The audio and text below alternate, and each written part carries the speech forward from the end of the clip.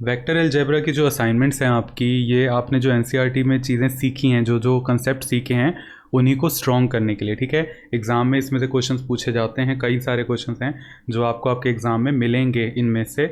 और मेनली ज़्यादातर एनसीईआरटी से ज़्यादा पूछा जाता है, और उसका रीज़न ये है कि vector algebra mainly science stream का टॉपिक है। कॉमर्स स्ट्रीम के स्टूडेंट्स के लिए इसका इस्तेमाल, मतलब मैंने कभी नहीं सुना कि कहीं पे इस्तेमाल इनका है। एटलीस्ट मेरी नॉलेज में तो नहीं है कि कॉमर्स स्टूडेंट्स का इसमें इस्तेमाल है। तो जो एग्ज़ाम में फिर वो क्वेश्चन देते हैं ना, वो इस बात को ध्यान में रख के देते हैं कि जो वो क्वेश्चन पेपर बना रहे हैं वो कॉमर्स और साइंस स्ट्रीम दोनों स्टूडेंट्स से, दोनों स्ट्रीम से स्टूडेंट जो होंगे वो अटैम्प्ट करेंगे। इस बात को ध्यान में रख के ही वो काम करते हैं। इसलिए वेक्टर अलजेब्रा में से या 3D ज्योमेट्री में से बहुत ज़्यादा बाहर जाके बहुत ज़्यादा घुमा के सवाल नहीं पूछे जाते। जो एनसीईआरटी में आपने बातें सीखी हैं उन्हीं से थोड़ा सा डीप चले जाते हैं, घुमा के सवाल नहीं पूछा जाता, ठीक है ना। ज़्यादातर एनसीईआरटी में ही हल्के फुल्के चेंजेस करके आते हैं, और जो थोड़े ज़्यादा चेंजेस होते हैं वो मैंने असाइनमेंट के अंदर रखी थी आपकी प्रैक्टिस के लिए, ठीक है ना। इसके अलावा जो इसकी मेन प्रैक्टिस है, जब आप पिछले साल के क्वेश्चन पेपर प्रैक्टिस करेंगे उसमें आपकी कवर हो जाएगी, ठीक है। अब इसको स्टार्ट करते हैं, एक एक करके क्वेश्चन ले रहा हूँ मैं। असाइनमेंट 1, सबसे पहले उसका फर्स्ट क्वेश्चन आपके सामने है। क्या कहा, एक वेक्टर आर है जो कि एक्स एक्सिस के साथ 45 डिग्रीज का एंगल बना रहा है, वाई एक्सिस के साथ 60 डिग्रीज का, उसकी मैग्नीट्यूड 8 यूनिट्स है। तो हमें आर वेक्टर यहाँ पे फाइंड करके दिखाना है, ठीक है जी। सबसे पहले याद करो, कोई भी वेक्टर जो होता था आपका वो किसके बराबर होता था, मैग्नीट्यूड इनटू में डायरेक्शन। डायरेक्शन को हम यूनिट वेक्टर से रिप्रेजेंट करते थे ना, यही चीज़ आपको सिखाई थी। अब जो मैग्नीट्यूड है वो तो उन्होंने मुझे सामने से दे रखी है, मैग्नीट्यूड मेरे पास क्वेश्चन में 8 है।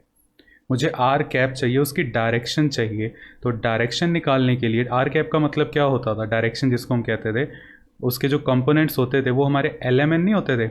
एलएमएन का मतलब क्या था, डायरेक्शन कोसाइंस, और इनके लिए हमने रूल्स भी पढ़े थे। एल का कॉस एल्फ़ा, क्योंकि एक्स एक्सिस के साथ बनने वाला हमारा एंगल होता था, ये कॉस बीटा, और इस तरफ कॉस गामा, ये आपके सामने। अब यहाँ पे अल्फ़ा बीटा गामा उन्होंने दिया हुआ है हमें। अल्फ़ा दिया 45, बीटा दिए 60, गामा दे रखा है बट इनडायरेक्ट वे में वो हमें निकालना है। तो पहले हम उसे फाइंड कर लेते, फिर यहाँ वैल्यूज़ रख लेंगे।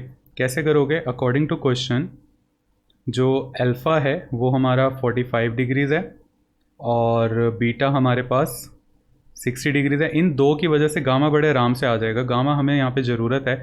याद है एक रूल था एस कि l square plus m square plus n square, ये हमारा किसके बराबर होता था, 1 के। तो ये बन जाएगा कॉस स्क्वायर 45, कॉस स्क्वायर 60, और इधर हमारे पास cos square gamma is equals to 1। Cos square 45 यानी कि 1/√2 का स्क्वायर, कॉस 60 यानी कि हाफ का स्क्वायर, और कॉस स्क्वायर गामा तो ऐसे ही रहेगा, ये हमें पता करना है। तो ये हो जाएगा 1/2 plus 1/4 plus cos square gamma is equals to 1।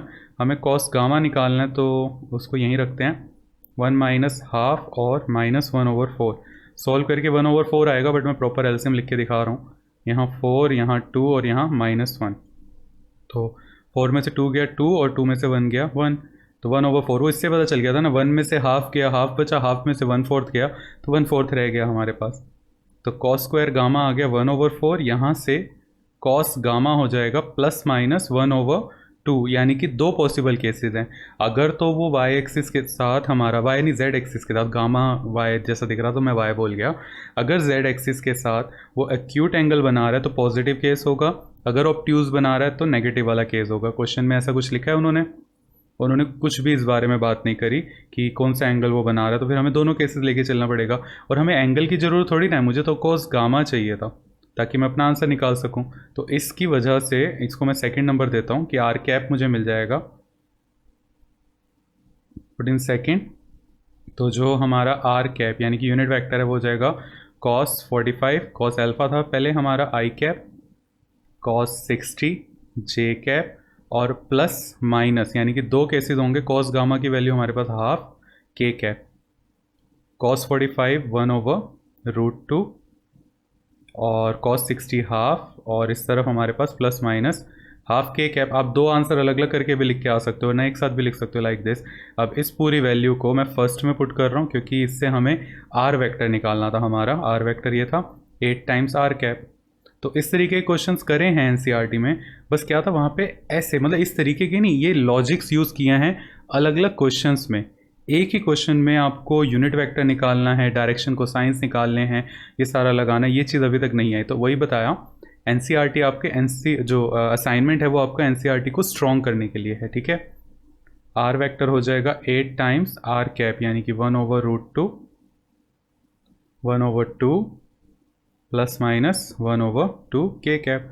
आप 8 को अंदर मल्टीप्लाई कराना चाहते हैं करा दें, तो इस तरफ हमारा आ जाएगा 8 का मतलब हो गया सीधा सीधा था 2 × 2 × 2, 3 बार आ रहा है तो ये तो रहेगा 4, ये कट जाएगा नीचे वाले √2 से, 4√2 आ जाएगा, 4√2 आई कैप, 2 से कटा तो ये 4 जे कैप, और इधर हमारे पास आ जाएगा प्लस माइनस 4 के कैप। यानी कि ये दो केसेस हो सकते हैं, हमारा आर वेक्टर के दो आंसर हो सकते हैं, ये आपके सामने है, ठीक है ना। तो इस तरीके के क्वेश्चंस ये आपकी असाइनमेंट में हैं, जिसमें थोड़ा सा ज़्यादा दिमाग लगाना है और जो एनसीईआरटी में बातें सीखी उनको अच्छे से इस्तेमाल करना सीखना है। नेक्स्ट क्वेश्चन पे चलते हैं।